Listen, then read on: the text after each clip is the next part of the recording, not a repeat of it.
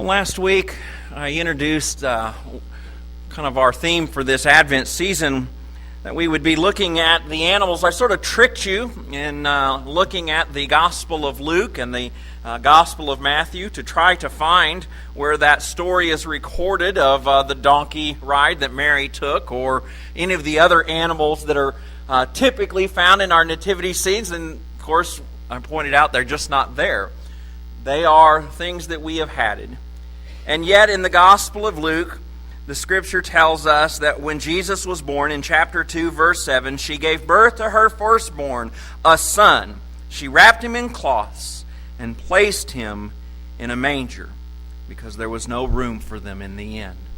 And certainly where mangers are, most typically, animals are found.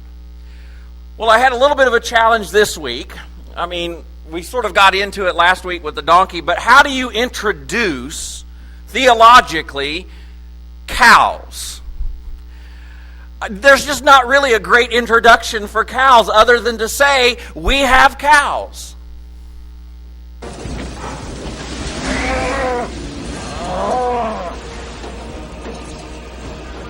Cow.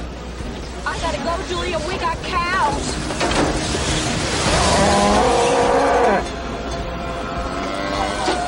Another cow. Actually, I think that was the same one.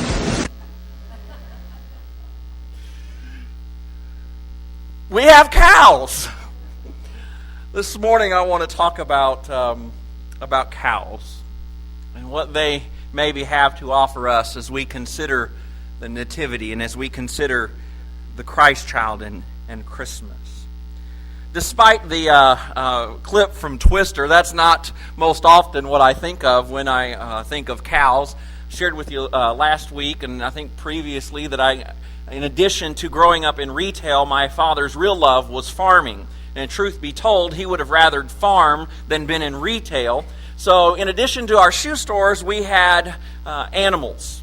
At one point, we had about 100 or 150 head of cattle and up to about 300 head of pigs.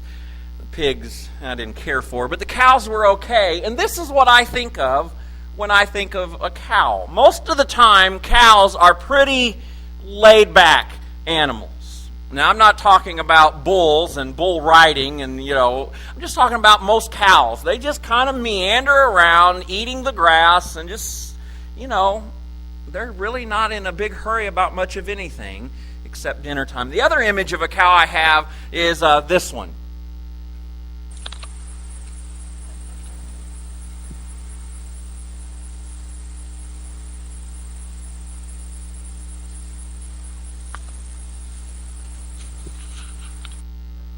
That's about it, right? They just lay around and they just chew on their cud. All is well. No big deal about anything.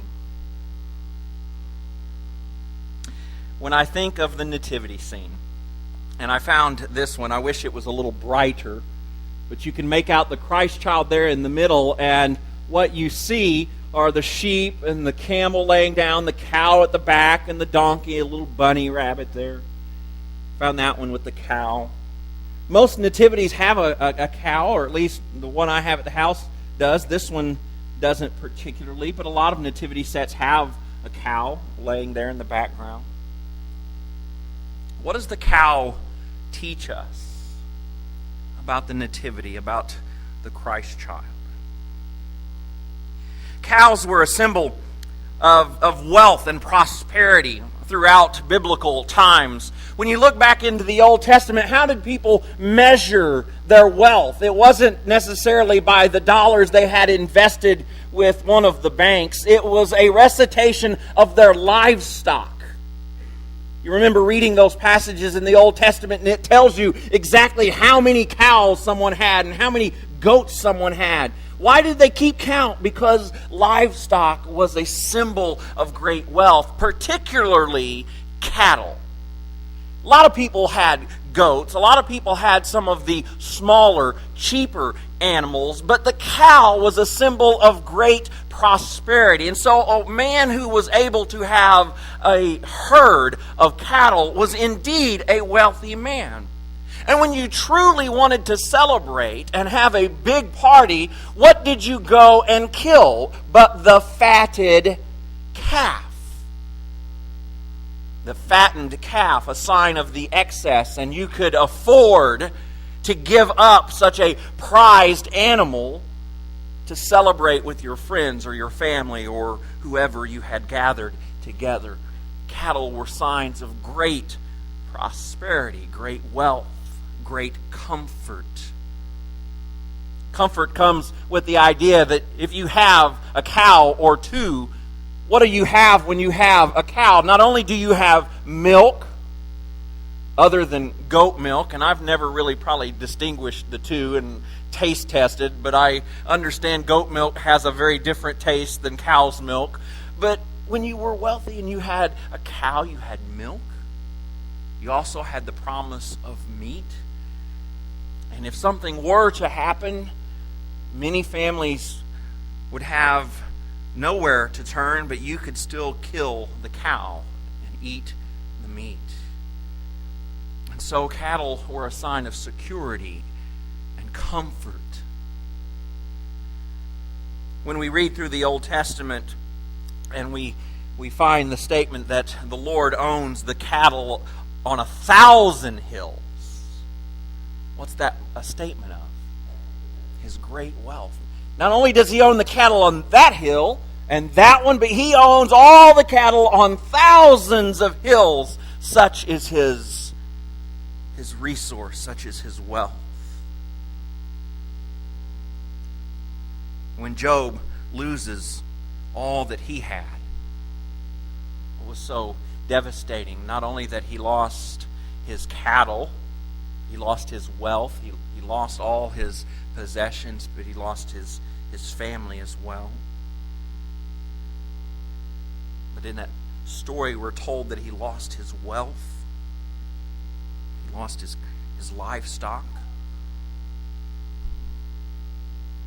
We don't think of wealth when we see the cow at the nativity, do we? That's not the first thing that comes to mind, great wealth.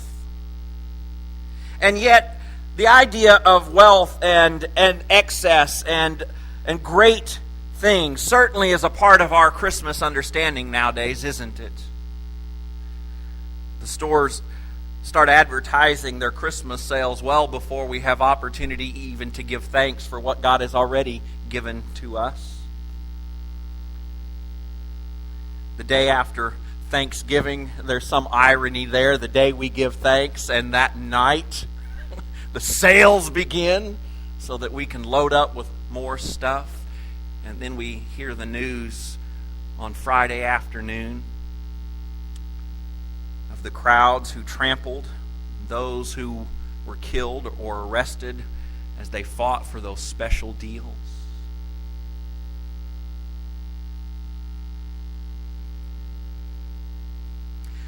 Our children have learned well the art of making their lists. We even kind of encourage that. I know this next week, even at school, we've set up shopping days at school so the kids can go and buy. And I know the idea is hopefully that they buy something for their parents, but my son in good 7-year-old form brings home another toy for himself.